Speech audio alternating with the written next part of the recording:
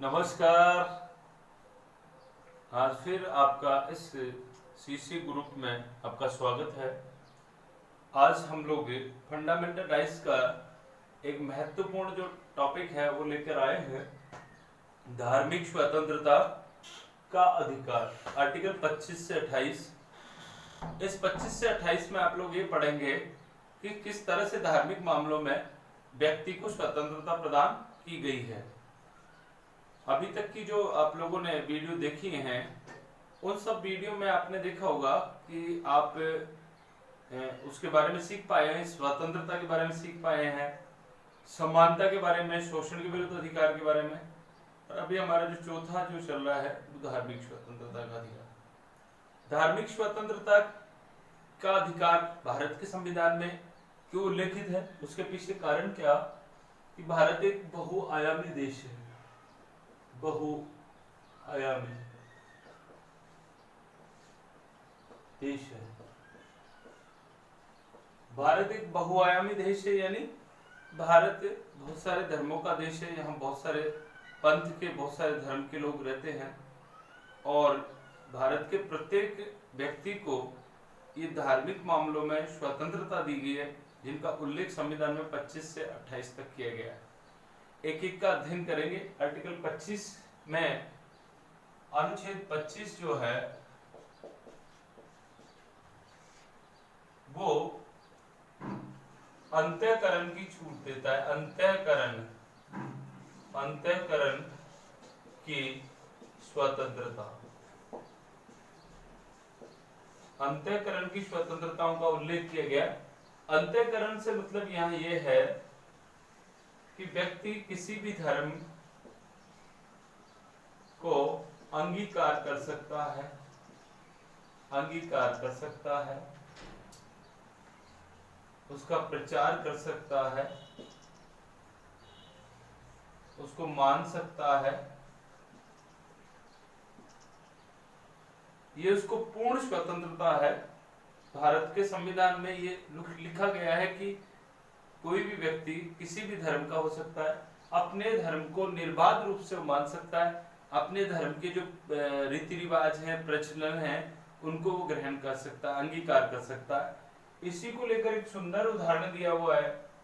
अक्सर पूछा जाता है कि धार्मिक स्वतंत्रताओं में अंतःकरण की स्वतंत्रता का एक उदाहरण दीजिए। तो सिख धर्म में सिखों के द्वारा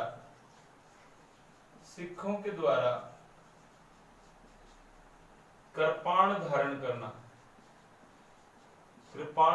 करना ये एक प्रतीक है सिखों के धर्म का। इसलिए ये कृपाण धारण करने की उनको छूट दी गई है धार्मिक स्वतंत्रता के अकॉर्डिंग। तो धर्म यानी अंतःकरण, यानी आपकी आत्मा क्या मानती है उसको आप लोग कर सकते हैं। इस बारे में हमारा देश प्राचीन काल से ही, जैसे आप मुगलों की बात कर रहे हैं, तो मुगलों के समय में आप जोधा अकबर एक सीरियल देखा होगा आपने, उसमें भी जोधा बाई जब मुगल दरबार में आई उस समय वह अपने साथ में एक कृष्ण जी की मूर्ति लेके आई थी। तो यहाँ अकबर ने भी उसे ये छूट प्रदान की थी कि आप किसी भी धर्म को मान सकते हैं, किसी भी धर्म को पूज सकते हैं, जबकि वो इस्लाम धर्म को मानने वाले थे।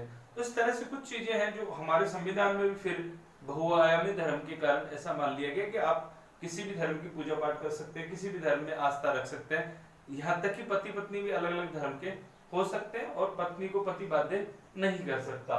अगला हमारा आर्टिकल है आर्टिकल 26। आर्टिकल 26 में धार्मिक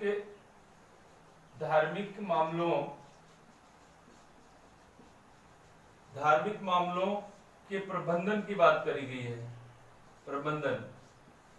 धार्मिक मामलों में प्रबंधन की बात करी गई है, जिसमें यहाँ दो बात करी गई है। एक बात कि किसी भी व्यक्ति को अपने धर्म का प्रबंधन करने की, उसका संचालन करने की उसको छूट दी गई है कि वह किस तरह से अपने धर्म को आगे बढ़ा सकता है, ये भी संविधान में उल्लेखित है। और दूसरी बात करी गई धार्मिक शिक्षण संस्थान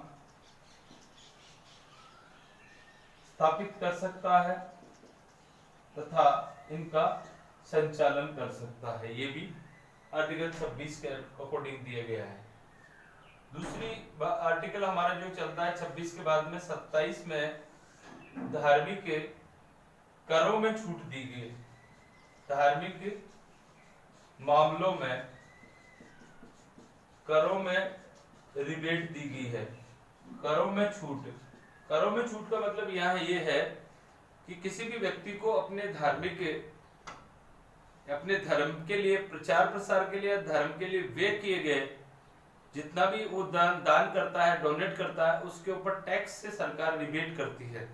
और इसका आप लोग यूं देख सकते हैं कि जैसे ही जो हमारे जो उद्योगपति वगैरह जो होते हैं, जो पैसे वाले लोग होते हैं, वो सामान्यतः कई जगह धार्मिक स्थलों पर क्या लगाते हैं, भंडारे वगैरह लगाते हैं और उनमें जो दान करते हैं तो उस दान को उनकी कर के दायरे से बाहर रखा गया है। इसके अतिरिक्त एक बात और करी गई है कि जब भी राज्य कोई अनुदान देगा धार्मिक संस्थाओं को, तो उस समय कभी भी वो धर्म, संप्रदाय या जाति के आधार पर कोई भेदभाव नहीं करेगा।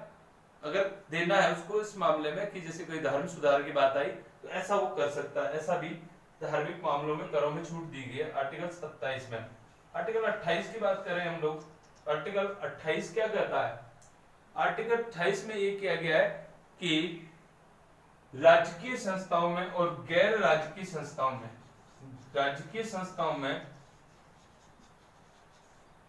व गैर राजकीय संस्थाओं में धर्म के मामलों में धर्म की शिक्षा, ऐसे माने धर्म की शिक्षा पर रोक है। धर्म की शिक्षा पर रोक है, यानी ये कह सकते हो कि जितने भी गवर्नमेंट अप्रूव्ड संस्थाएं हैं, शिक्षण संस्थान है, जैसे सरकारी स्कूलें हैं, इसके अलावा निजी स्कूलें हैं, उन सभी में ये प्राथमिकता है कि आप किसी धर्म विशेष की क्या नहीं दे सकते, शिक्षा नहीं दे सकते, किसी धर्म की आप बुराई नहीं कर सकते, इसके ऊपर रोक है। और इसके अलावा भी आप किसी को बाध्य नहीं कर सकते कि आपको ये करना ही होगा। जैसे मान लीजिए कहीं कोई स्कूल में अगर मान लीजिए प्रार्थना स्थल पर प्रार्थना की जा रही है, उस प्रार्थना में भी ये बात करी गई है कि आप किसी धर्म विशेष की कोई प्रार्थना बोल रहे हो और किसी विशेष धर्म का या अलग धर्म का बच्चा वहां बैठा है, तो उसको आप लोग बाध्य नहीं कर सकते कि आप ये बोलना ही होगा आपको। तो धार्मिक धर्म शिक्षा के ऊपर रोक लगाई गई है कि इस प्रकार की कोई भी, हाँ इसके अलावा जैसे आप कह सकते हो जैसे मदरसा या अन्य जितनी संस्थाएं हैं जो धर्म के प्रचार प्रसार के लिए बनाई गई, वो आप लोग धर्म का प्रचार प्रसार कर सकते हो, उनको छूट दी गई है। जबरन धर्म को रोक लगाई गई है यहाँ पर कि आप किसी को लालच देके किसी से जबरन आप किसी से कोई धर्म को क्या नहीं कर सकते, ग्रहण नहीं कर सकते, इसके ऊपर आप लोगों को रोक लगाई गई। तो ये आपका धार्मिक स्वतंत्रता का अधिकार था। अगला जो हम लोग पढ़ेंगे वो आएगा शिक्षा एवं संस्कृति का अधिकार।